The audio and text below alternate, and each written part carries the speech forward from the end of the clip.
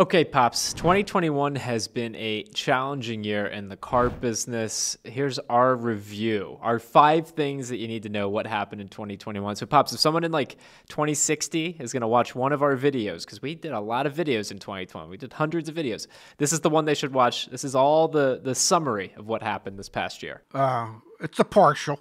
All right, go back and watch all the videos. Exactly. Pops, Yes. the number one big news headline that we couldn't stop talking about in 2021, it's all about them chips. It's been all about them chips since last December. It's still all about them chips. This has been the most trying supply chain issue for manufacturers globally for the last 12 months. And according to Boston Consulting Group, this will continue on for another 2 to 3 years, although each year moving forward, there'll be less and less disruption in chip issues. But we're looking at sometime in 2025 for there to be parity between the amount of chips needed by manufacturers and the amount of chips produced. So, yep, we spent a lot of time talking about chips rather than eating chips, and apparently we're going to spend some more time on it. Yeah, and if this is like the first video you've ever watched from YAA, chips are integrated circuits. They're the little like switches between electrical components that have logic in them. Sometimes they have memory in them, things like that. Well, as vehicles have become more and more advanced, like more electronics, more capabilities within vehicles, there are more semiconductors, more chips. Chip prices have skyrocketed as supplies have shrunk. There's a huge demand for automotive chips, chips for your cell phone, chips for your headphones. Chips are everywhere, and car manufacturers, automakers haven't been able to get their hands on enough of them, which has led to an incredible lack of new car supply, which has then led to like point number 2 from 2021, Dad, used car prices. When we weren't talking about the chip shortage, we were talking about used car prices. Never has there been a year, and likely never will there ever be another year, where used car prices increase at the rate at which they did in 2021. Well, typically, used car prices don't increase year over year. This has been a phenomenon unlike any other in the automobile industry, where suddenly the car you bought last January is worth more 12 months later than when you bought it. The car you bought last January should have been a depreciating asset, and right now it's an appreciating asset. And we have seen used car values at the highest levels we've ever seen them. And there are any number of reasons for it, but one of the biggest reasons is because of that chip shortage, the automobile manufacturers were unable to produce the requisite number of rental cars that they would normally produce for Hertz and Avis and Budget and Enterprise and all the others. So these rental car companies have been forced to go to a secondary market, which is the used vehicle market, and they have been paying top dollar and driving up prices on all 1 to 2 year old and 3 year old low mileage pre-owned cars. So this is a phenomenon that we haven't seen before. And if I may, I think if the chip shortage is going to continue to some degree, and the projection is that there'll be 7 to 8 million more vehicles lost to production in 2022, there's a long-term ramification of having lost close to 11 million vehicles in production in 2021 and another 7 to 8 million next year.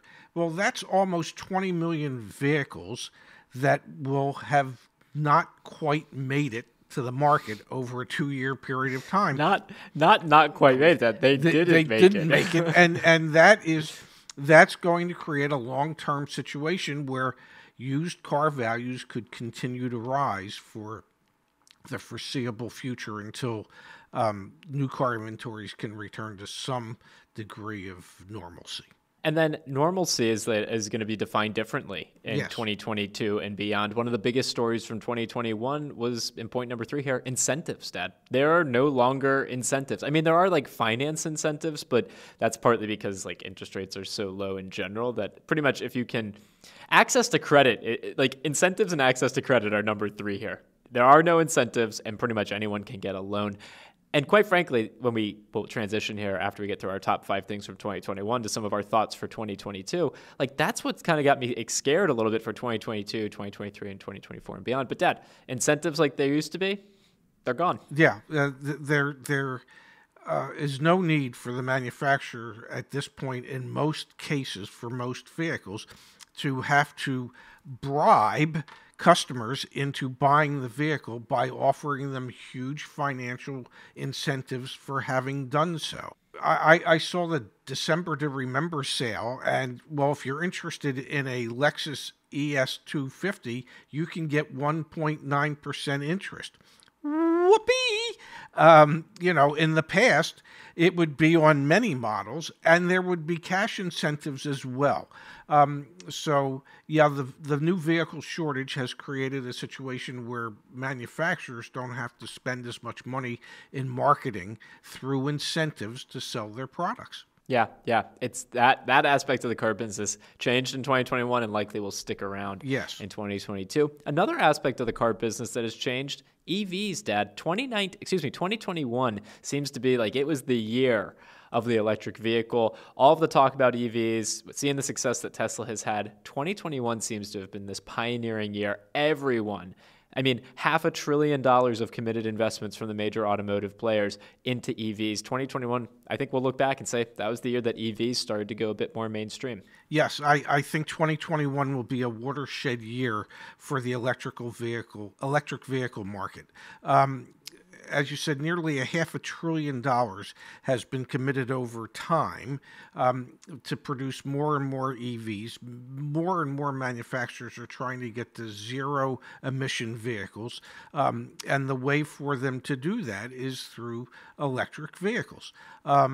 And so we see this tremendous investment. We see many new companies coming out. Rivian just started delivering their first trucks. There's VinFast out of Vietnam that's going to be opening up 60 dealerships in California. Show centers, showrooms, happy places, not dealerships. Happy places where you can go plug in and relax, I suppose. But it's as much as old guys like me don't necessarily want to see the EV revolution happening. It's happening regardless. There will always be internal combustion engine vehicles. They just won't be in the numbers that we've grown used to. The future will be different fuel cells or electric, solid state batteries as opposed to lithium ion. We'll just keep seeing continued advancements in the EV market. Yep, that seems pretty clear. Okay, the fifth thing that we have as a takeaway from 2021, Dad, how you buy a car. That has changed considerably, and I kind of have like 3 sub-items for how you buy a car. Online, more portions of buying a car moved online in 2021. Mm-hmm. Additional dealer markup and the lack of negotiation, there's something to unpack there. We went from a place where a good car deal on a new car was a little bit under MSRP or a little bit over invoice or maybe at invoice. Today's world, it's if I'm not paying additional dealer markups, and the practice is there. And the push and move towards factory ordering vehicles, which you could also throw a fourth one in here, which is like pre-purchase inspections on used cars have never been more important. How you buy a car fundamentally changed a lot in 2021. Yeah, the digitalization of car sales, making it easier for consumers in a lot of cases to be able to complete a transaction online. We can thank. There's not very many things you can thank COVID for. But we can thank COVID for that because it forced dealerships to move up their timeline as to the digitalization of their processes.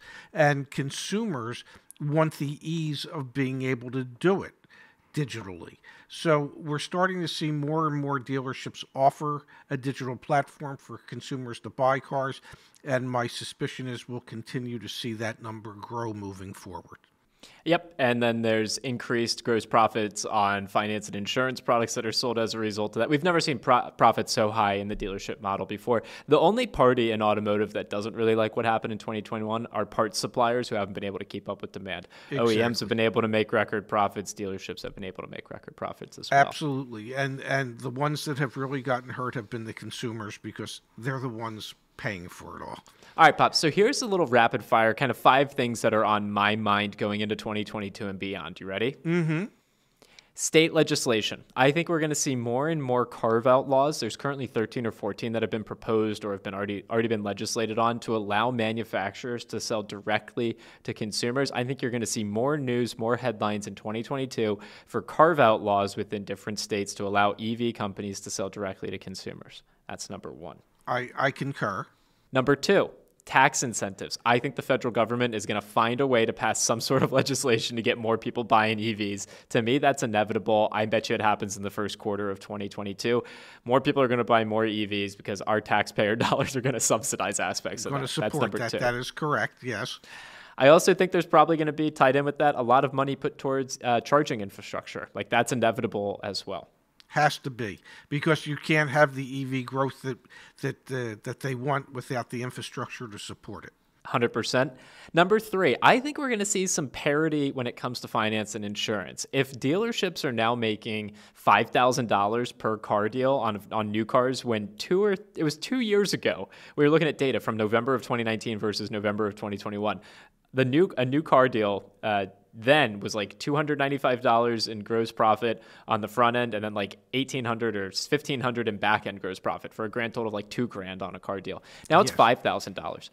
I think we're going to see more F&I parity. What I mean by that is like companies like YAA, we sell extended warranties. We make $500. We make it easy for you. We're not the only ones out there trying to change this game. I think that as consumers, we're going to see more and more companies try and like get some of that pie because it's a very big pie. People are spending a lot of money, and I think dealerships are getting a little greedy. So that's number 3. Yeah, I would say that pie is in the trillions of dollars. So yes, that's a big enough pie for us to get our fingers in. Number 4, Pops. I think we're going to start to see some people in underwater loans in 2022. People who I agree with you that so long as new car production and the chip crisis continues, we won't be at parity between supply and demand, and so inventory will stay relatively low. But I don't think we're going to see as aggressive, if necessarily even like continued appreciation of vehicles. I wouldn't be surprised if we see like plateauing and like kind of like some more casual or gradual, increases or decreases. I think that there's going to be more people that are going underwater on car loans. That might lead into 2023, 2024. But that, I think, is a trend that I want to stay on top of because access to credit was pretty easy in 2021. Yes, I agree with that. Number 5, Pops, I think we're going to see a lot of lawsuits in 2022 against the big upstart companies in this space, the Carvanas, the Vrooms, the Shifts. I don't think CarMax has anything to worry about because they figured out their business operations long ago. Yes. But some of these household names, companies that have bought, Super Bowl ads, I think we're going to see a lot of news headlines about them getting dealership licenses revoked, paying big fines, settling court cases. There's been so much news in 2021 about these online car dealerships struggling to give people titles and registrations. I think eventually in 2022, all of that news, all that the headlines, it's going to catch up to them, and we're going to see a lot of litigation and a lot of issues that eventually have to get resolved. We might even see some of the players in that space disappear, or get bought out by others. Yeah. So those are the 5 things. I still think you're going to see additional dealer markup in 2022. I still think you're going to see incredibly high dealer profits. I still think you're going to be hard-pressed to get any car deals except for maybe EVs in the new year. But, those are some of the things that I'm thinking about. I think 2022 will shape up to be another, interesting year in the car business. Definitely, Pops. And you know what? We'll be around to cover it. I would hope so. All right, Dad. Well, I appreciate your time as always. And until next time, I'll talk to you soon. You got it. Love you, handsome. Love you too.